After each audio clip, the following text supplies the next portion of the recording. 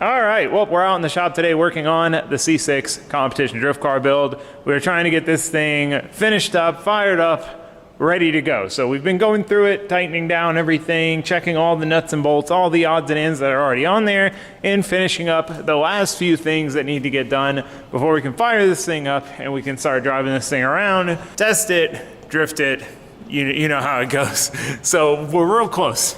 We're real close. We're just gonna keep hammering down on some of these odds and ends. So the first thing I want to tackle today, one of the last big projects, big in the scheme of what we have left to do on this thing, I want to finish out the exhaust. We've got it done most of the way back.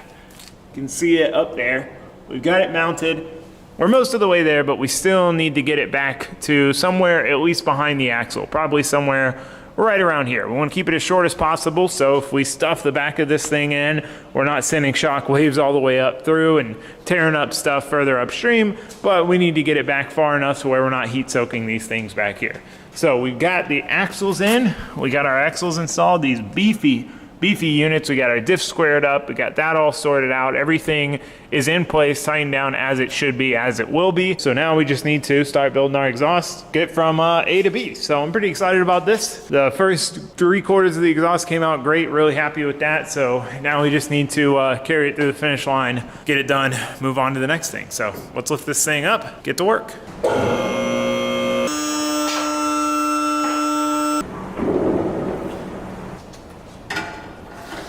So we made some pie cuts, in order to try to get this thing pointed in the right direction. Now, some people hate on pie cuts, and I get it. But the benefit to pie cuts is, one, if you're going through a really tight area, you can really dial it in with pie cuts. You can twist and curve and get exactly where you want to go. But two, if you're trying to set up for a long straight section, you can get it perfect and then go straight for a long time. As opposed to using factory bends, you might have to bend and then go a little bit and then bend and then go a little bit and bend. So you can just better set yourself up for a long-term success. Being able to run a long straight section. It's not staying in here.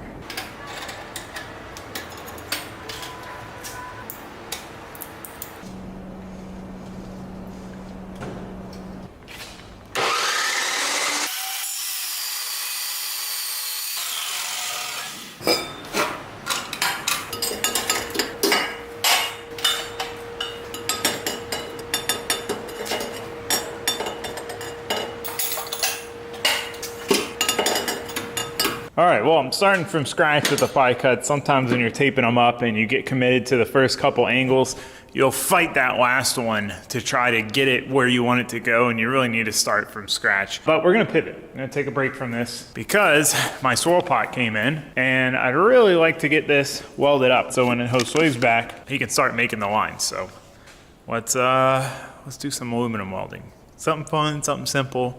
Take a break from the exhaust.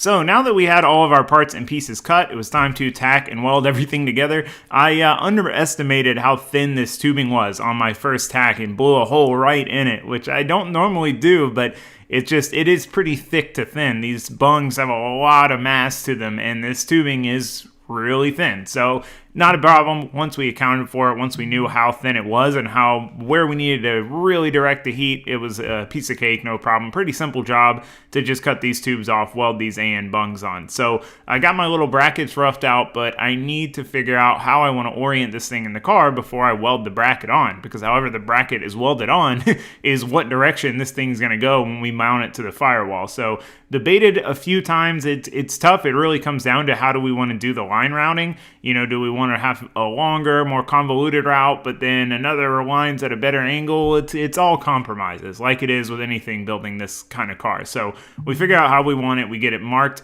we get our plate on there, set in, and go ahead and just tack it and weld it out. So pretty easy process here as well. We get a nice, good bit of meat on here, especially for how much this bracket's actually gonna hold. I'm pretty happy with how it turned out. All right, now that that's done, let's move on to the exhaust. Move back to the exhaust after we got a little sidetracked.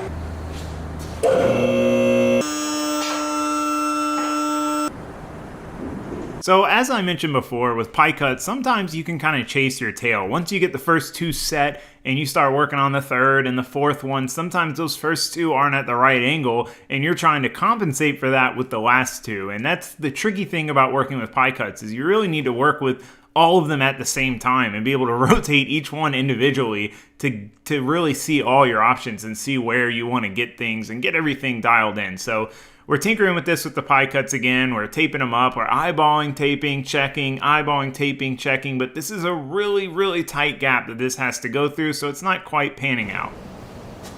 So what's really challenging here is I can get these angles right to shoot this part of the exhaust straight up, turn it here, go straight back over the axle and back, which is fine. But I'd like to keep it away from the fuel cell as long as I can. So I'd like to get an angle that kind of brings us to here and then straightens out. So the exhaust kind of points up, straightens out just at the end of the fuel cell instead of going kind of up to the fuel cell, straightening out and going back. So that's what I'm struggling with right now, trying to get the right combination to do that. But we'll get there. We'll get there. Just gotta keep playing with it.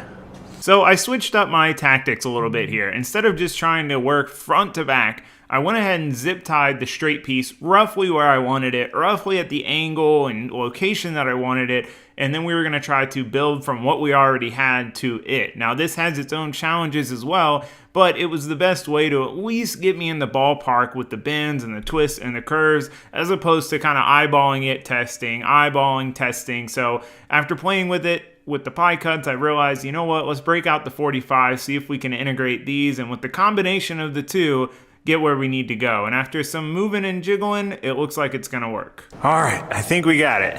So we got a 45, two pie cuts, pie cut the other way, 45, straight section.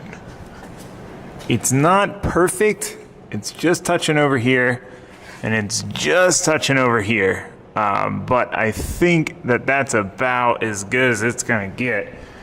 Puts us in a really nice spot back here. Again, we're only close to the fuel cell for a short period. Then we'll do a little kick, straighten it out, come back a little bit, dump it. Make sure we don't heat soak the fuel cell with exhaust gas, but I'm pretty good with that. I think I'm gonna tack that. I think I'm gonna tack it. Let's get the welder over here before I change my mind.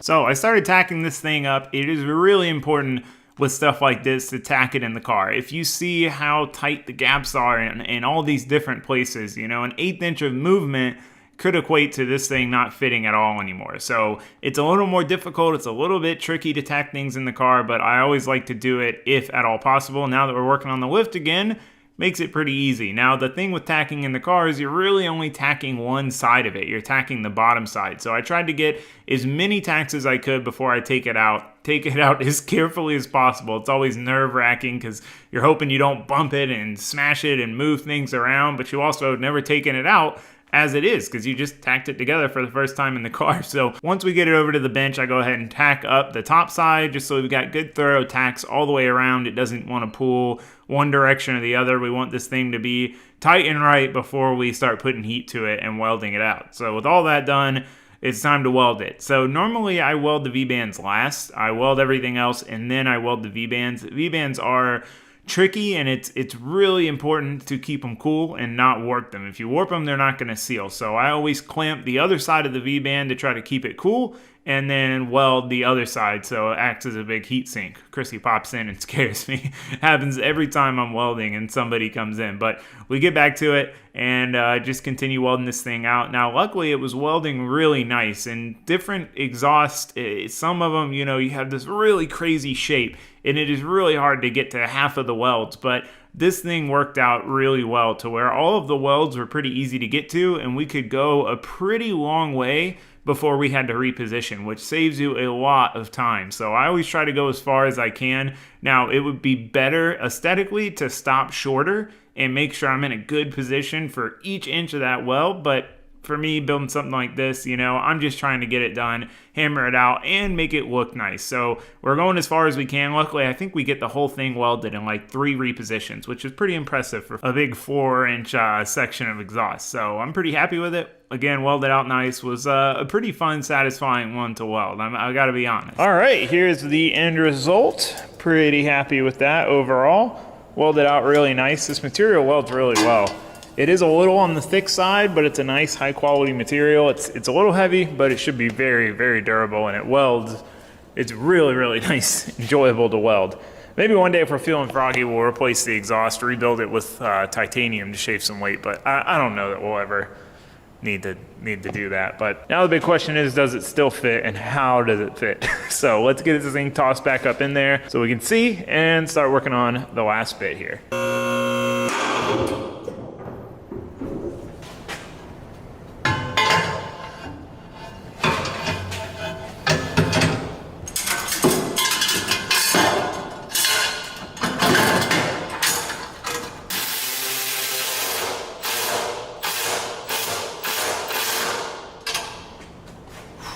Got a hair clearance on both sides. Ties loose. Sweet. Not only does it fit, but it fits better than before. I was hoping that the couple little gaps on this side would pull everything just a touch. And we've got a tiny bit of clearance right there, about as tight as it gets. And then we got a decent bit up here. Oh, it's pretty much exactly where I wanted it to end up. So now we gotta go from there back just a little bit. We really don't have much more to add on here. Drop this thing down and start working on that bit.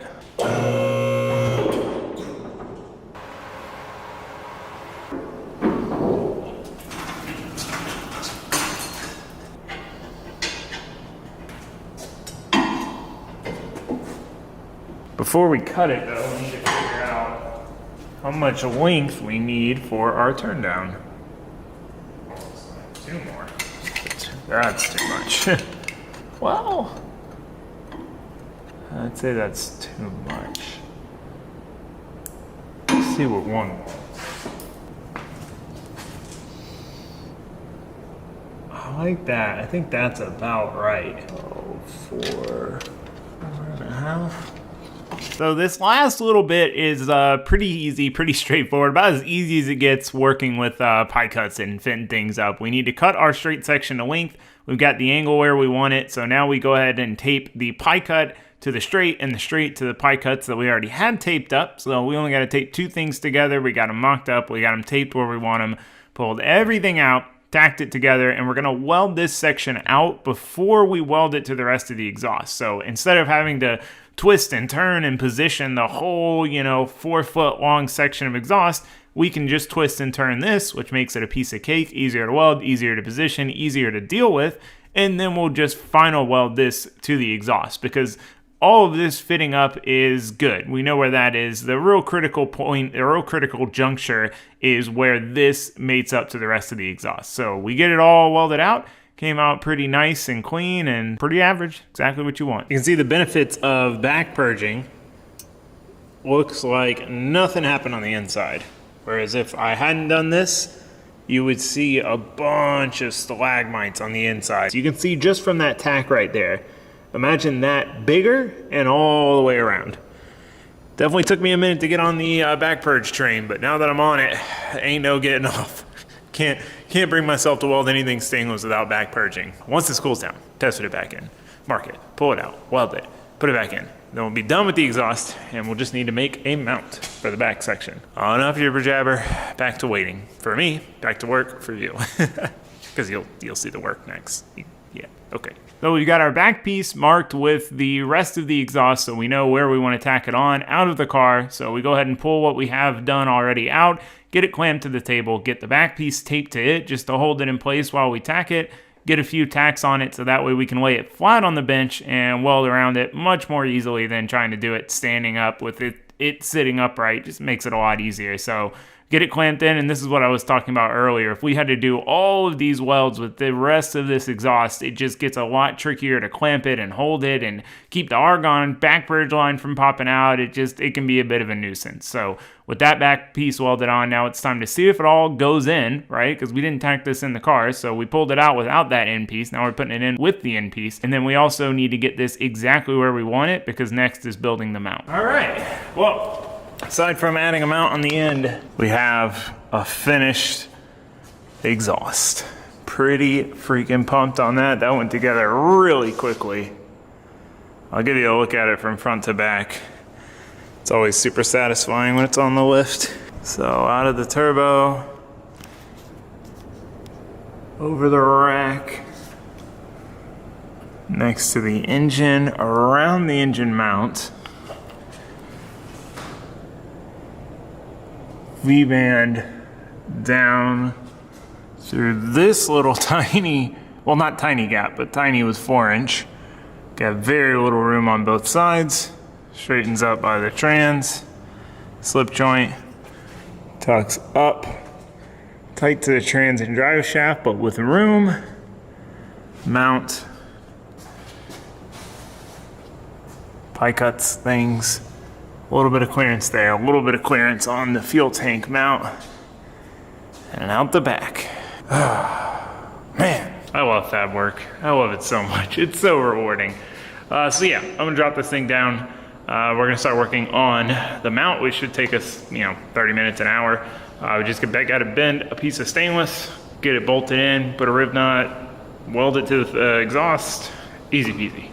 Let's get this finished out so we can move on to something else. So for our final exhaust hanger bracket, we took some rough measurements on how far down it needed to go, then how far over under the exhaust it needed to go, and then we're adding a little kick at the end just to try to give us a little more surface area to weld to. So with our overall length cut out, we need to bend it to shape. So we've got a hard 90 and then that little kick at the end just to hug the exhaust nice and tight. So we worked that kink. It's tough when you don't have it right next to you. You got to go back and forth to check it, and I drop it.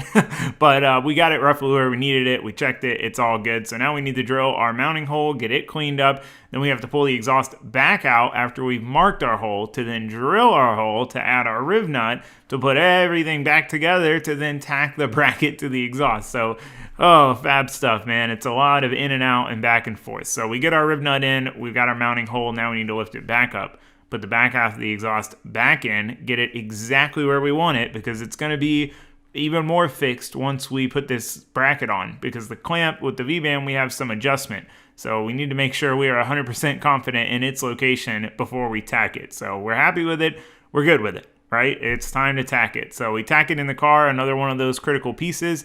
But things don't go as planned. I was a little concerned about this, and this is the struggle of tacking in the car. When we went to take it out, it would not come out with that bracket on. And again, I have my concerns about this, but you don't really know till you try. Sometimes you'll think it's not possible, and it'll come out just fine. But in this case, it didn't, so we had to improvise. I split the bracket in half and decided to make it a 2-piece bolt-on deal, so that way we would have roughly the same bracket, but we'd be able to disconnect it and give us, less stuff hanging off the end of the exhaust to try to snake out of that tight gap. So, last minute improvisation, I think we did a decent job. Seems like it'll work. All right, so here is my solution.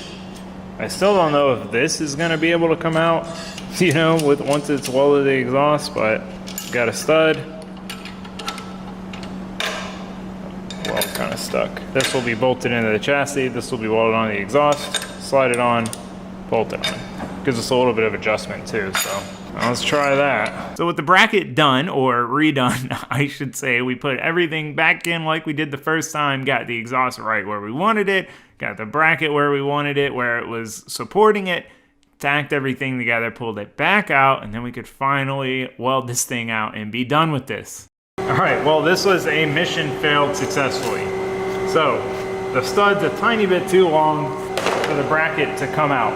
But if you take the nut out and the bracket can move and has some flex, then you can get the exhaust out without taking this all the way apart. So, failed, but successful. It got the job done, the task I was going for, so A1.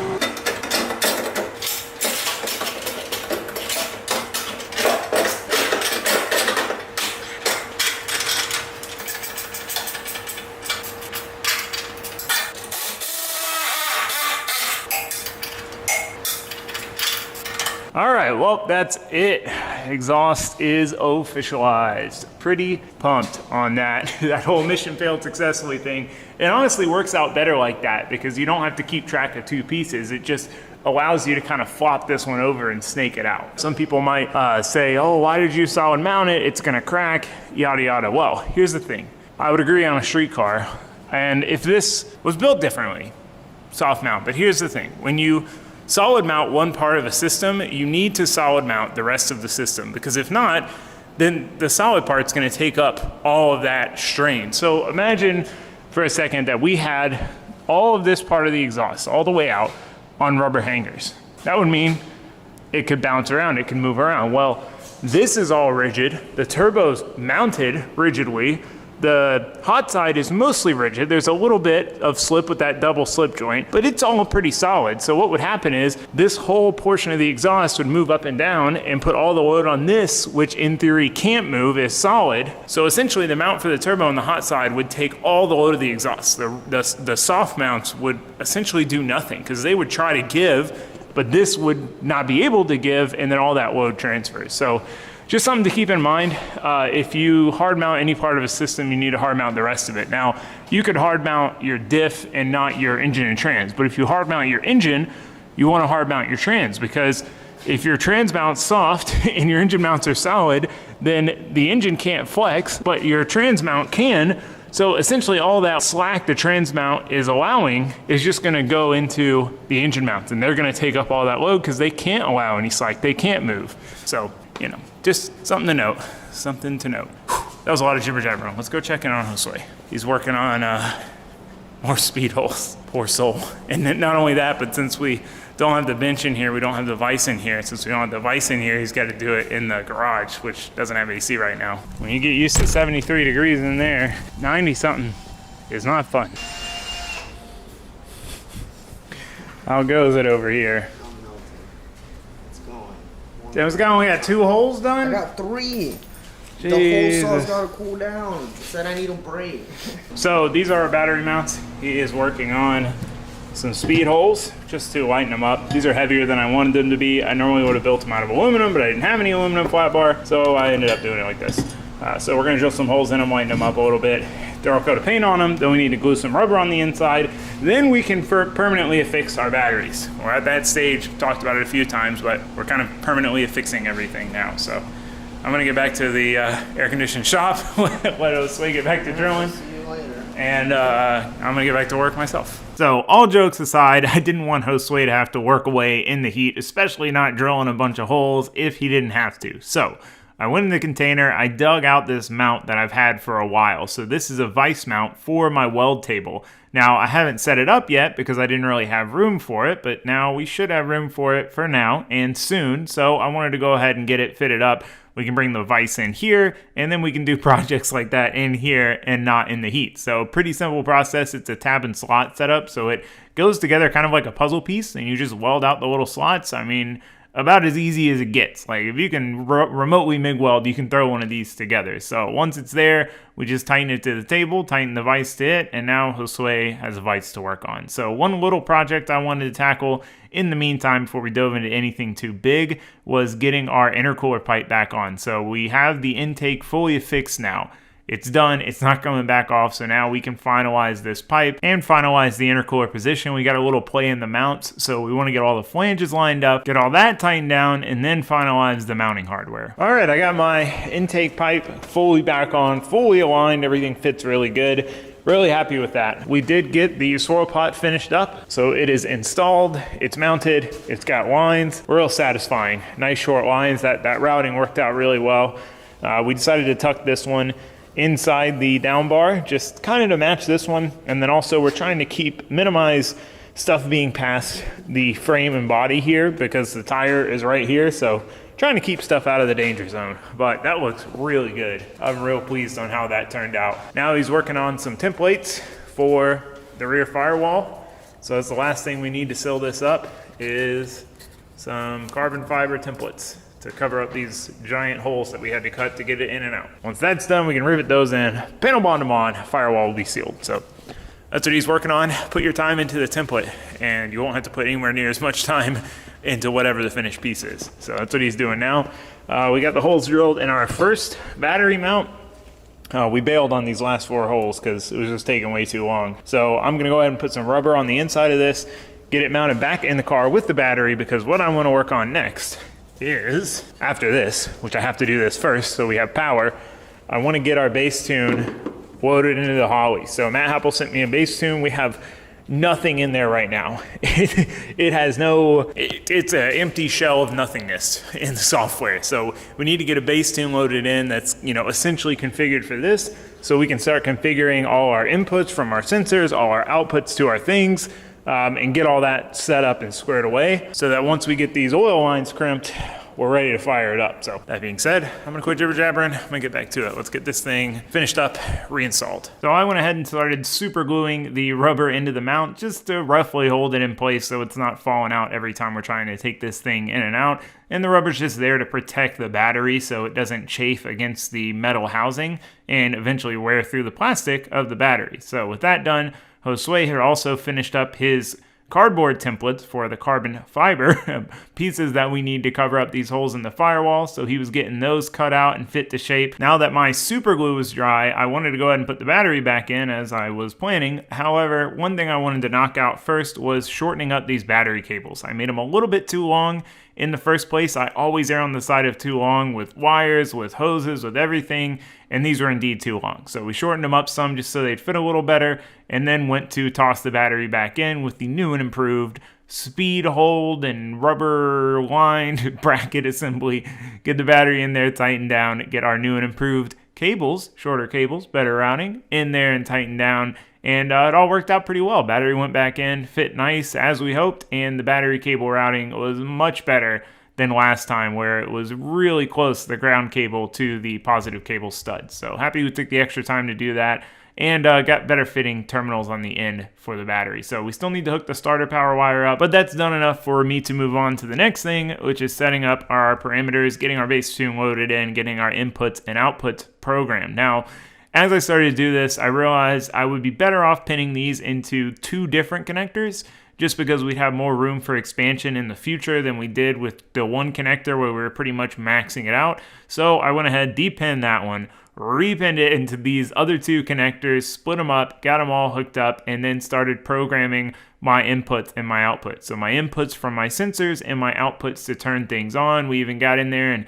configured all the little wizardry to make certain things come on only at certain times under all these given parameters. It's pretty satisfying to do this kind of stuff. I enjoy it. All right, I've just been going and testing parameters, making sure all of our sensors work, since we've got, you know, this Rife sensor block and that Rife sensor block. I mean, we have 8 sensors between the 2 of those that are all aftermarket, not default sensors. So going through and making sure all that was set up correctly took a little time, but it all that's reading well. Now that may seem like a simple victory, but it's a small but big victory. Like, you can spend so much time tinkering with this stuff.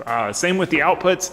I got everything set up. All that seems to be working. I'm happy. Might tinker with it a little more, but Josue got the plates pretty much finished up, so he's got them riveted in now. He even matched the grange, the weave, which is pretty nifty. But he did a really good job getting these things trimmed up nice. So we're gonna panel bond them from the inside, and then the firewall will be fully sealed up, which will be pretty exciting. So while he's working on that, I'm gonna move on to some not tinkering on my laptop things finally. I have these 4-inch blower fans. I really probably should have gone with 3-inch, but there's a big difference in how much flow you get from a 4. But the idea is we're gonna put these down in here. I've got this big 4-inch hose that's gonna go to the fender vent on both sides and up to ideally by the header. The idea for these is they're gonna draw air through the hood vents that we've yet to install and out the fender vents. We're also gonna have intercooler fans. So I'm gonna throw some connectors on these, try them out first off, just see how they rip, and then we'll see about mounting them and fitting them, and you know the deal.